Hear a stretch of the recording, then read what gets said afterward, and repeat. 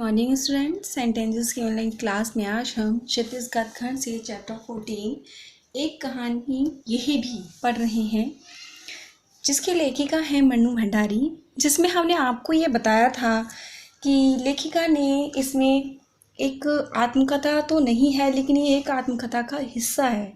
जो उनकी ये कहानी है या उनकी ये जो रचना है, ये एक आत्मकथा का हिस्सा नहीं बल्कि उन्होंने इसमें ऐसे व्यक्तियों और घटनाओं के विषय में लिखा है जिनका संबंध उनके लेखकीय जीवन से है।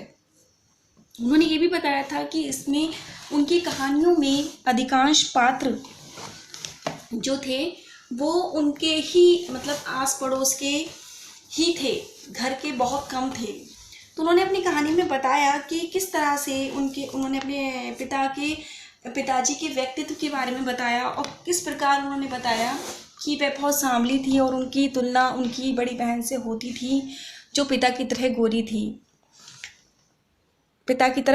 गोरी थी। उन्होंने बताया कि पिता के समान वह गोरी तो नहीं थी, लेकिन उनके पिता के जो व्यक्तित्व के गुण थे या अवगुण थे वो उनमें पूरी तरह से समाहित थे।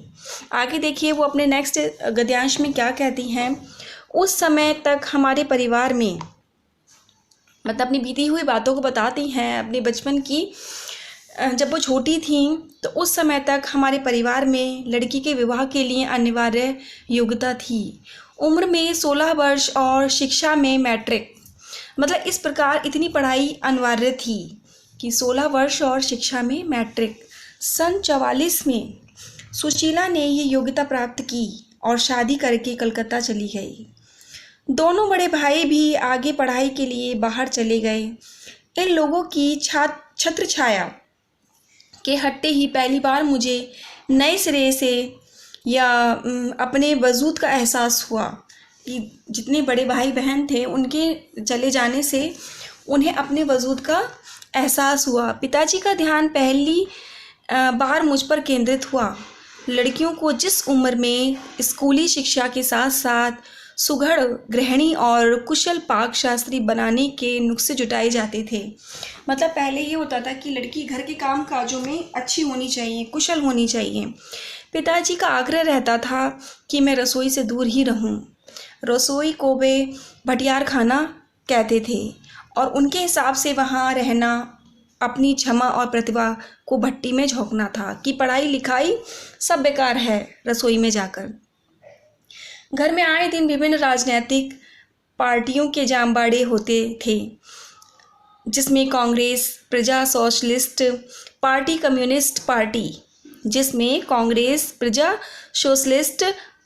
कम्युनिस्ट पार्टी, आरएसएस के लोग आते थे। किसके लोग आते थे? आरएसएस के लोग आते थे। बहसें होती थी। जो लोग आते थे चाहे वो किसी भी पार्टी के होते थे, उनमें आपस में बहसें होती थीं। बहस करना पिताजी का प्रिय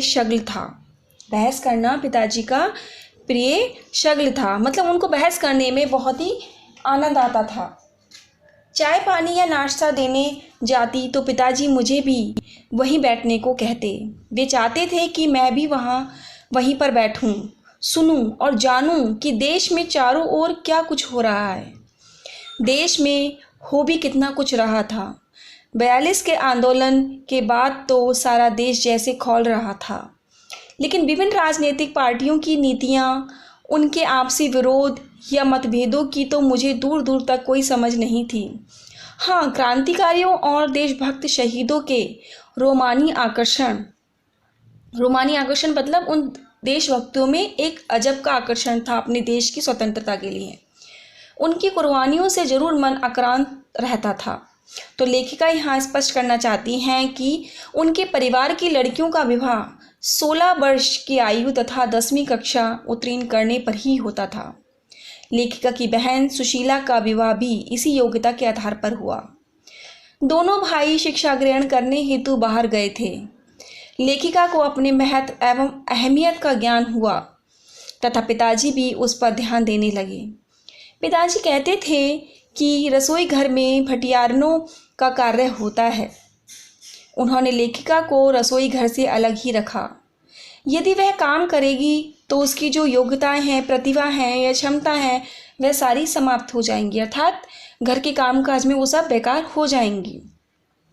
लेखिका अपने परिवार में विभिन्न पार्टियों के बीच होते बहस को सुनती जाती, जो बहस होती थी उसको सुनती रहती थी। जिस समय चाय वगैरह पिताजी के कमरे में ले जाती थी तो बहस सुनने के उद्देश्य से वहीं बैठा ली जाती थी। सन 1942 में 1942 के आंदोलन के विभिन्न दलों के आपस में मतभेद से तो अनजान थी, परंतु देशभक्तों के बलिदानों से बहुत दुखी रहती थी।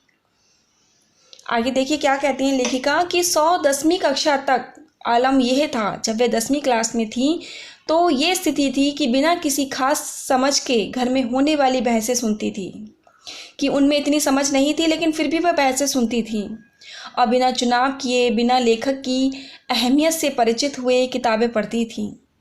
लेकिन सन 45 में जैसे ही 10वीं पास करके मैं फर्स्ट ईयर में आई, हिंदी की प्राध्यापिका शीला अग्रवाल से परिचय हुआ।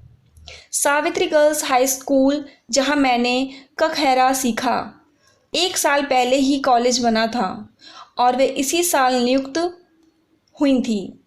उन्होंने बाकायदा साहित्य की दुनिया में प्रवेश करवाया, मात्र पढ़ने को चुनाव करके पढ़ने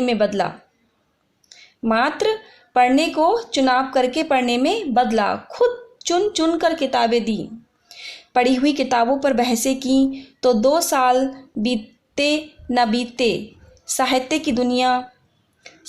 की दुनिया शरत प्रेमचंद से बढ़कर जनेंद्र, अज्ञे, यशपाल, भगवती चरण वर्मा तक फैल गई। ये क्या है? ये भी साहित्य के लेखक हैं। ये जितने नाम आपकी बुक में हैं, ये देखिए, शरत प्रेमचंद से बढ़कर जनेंद्र, अज्ञे, यशपाल, भगवती चरण वर्मा तक फैल गई और फिर तो फैलती ही चली गई। उस समय जनेंद्र जी की छोटे छोटे सरल सहज वाक्यों वाली शैली ने बहुत आकृष्ट किया, मतलब उनको बहुत लुभाया। सुनीता बहुत अच्छा लगा था। अज्ञे जी का उपन्यास शेखर एक जीवनी पढ़ा जरूर, पर उस समय वह मेरी समझ के सीमित दायरे में समा नहीं पाया। कुछ सालों बाद नदी के दीप पढ़ा तो उसने मन को इस कदर बांधा कि उस झोंक में शेखर को फिर से पड़ गई, इस बार कुछ समझ के साथ। ये शायद मूल्यों के मंथन का युग था। पाप पुण्य, नैतिक अनैतिक, सही गलत की बनाई धारणाओं के आगे प्रश्न चिन्ह ही नहीं लग रहे थे, उन्हें ध्वस्त भी किया जा रहा था। इसी संदर्भ में जनेंद्र का त्याग पत्र, भगवती बाबू का चित्रलेखा पढ़ा और शीला अग्रवाल के साथ लंबी लंबी बहसें करते हुए उस उम्र में जितना समझ सकती थी समझा। तो लेखिका यहाँ आपको बताना चाहती हैं कि कक्षा 10वीं तक बहसें समझ नहीं पाती थी। यह छोटी थी, इस कारण उन्हें बहुत कम समझ आता था। फिर भी वह पुस्तकें पढ़ती एवं बहस सुना करती थी। जिस विद्यालय में अपनी पढ़ाई शुरू की थी वही विद्यालय एवं कॉलेज बन गया तथा लेखिका कॉलेज में पढ़ने गई। उनकी भेंट हिंदी की प्राध्यापिका शीला अग्रवाल से हुई। उन्होंने लेखिका साहित्य के क्षेत्र में रुचि उत्पन्न कर पुस्तकों का चयन किया तथा उनको पढ़कर बहस करना आरंभ किया। साहित्यकारों के बारे में जानकारी रखने का मार्गदर्शन किया। उनके रचनाकारों की रचनाओं ने लेखिका पर विशेष प्रभाव पड़ा। उस समय उनकी धारणाओं में परिवर्तन आया। शीला अग्रवाल ने उन्हें साहित्य के बारे में बहुत कुछ सिखाया। यहाँ देखिए अपने नेक्स्ट पैराग्राफ में क्या कहना चाहती हैं। शीला अग्रवाल ने साहित्य का दायरा ही नहीं बढ़ाया था, बल्कि घर की 4 दीवारी के बीच बैठकर देश की स्थितियों को जानने समझने का जो सिलसिला पिताजी ने शुरू किया था, उन्होंने वहाँ से खींचकर उसे भी स्थितियों की सक्रिय भागीदारी में बदल दिया।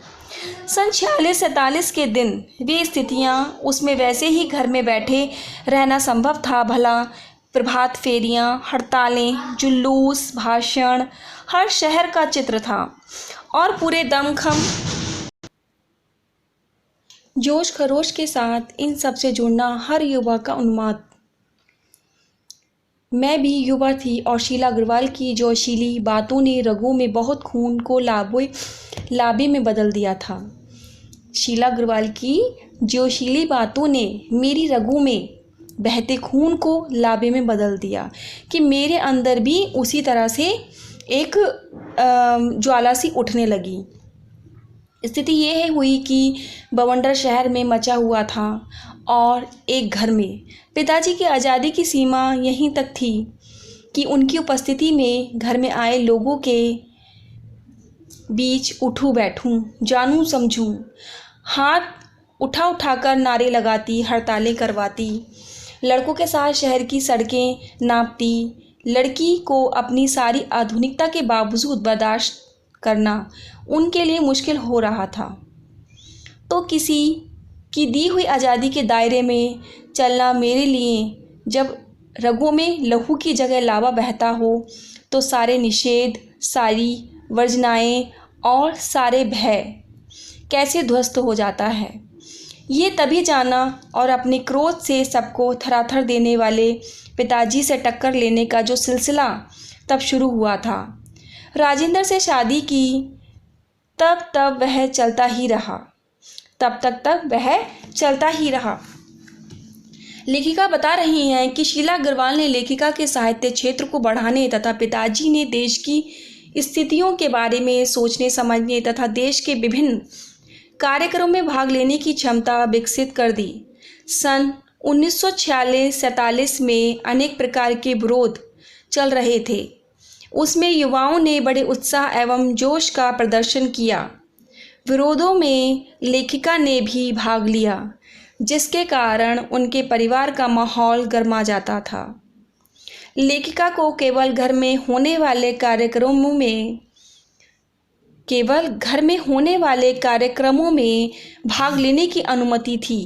पूरे दिन लड़कों के साथ नारे लगाती, हड़ताल करती लड़कियां अपने पिताजी को अच्छी नहीं लगती थी। ये सब बातें उनके पिताजी को अच्छी नहीं लगती थीं। लेखिका का कहना है कि जब खून में जोश भरा रहता तो उसके आगे किसी प्रकार का कोई बंधन नहीं रहता। तब पिताजी द्वारा लगाए गए पाबंद उन्हें अच्छे नहीं लगते थे। इसी कारण से उनका पिताजी से विरोधपूर्ण व्यवहार रहा और विरोध राजेंद्र यादव के साथ शादी तक चलता रहा। मतलब जब तक उनकी शादी हुई तब तक वह विरोध चलता रहा।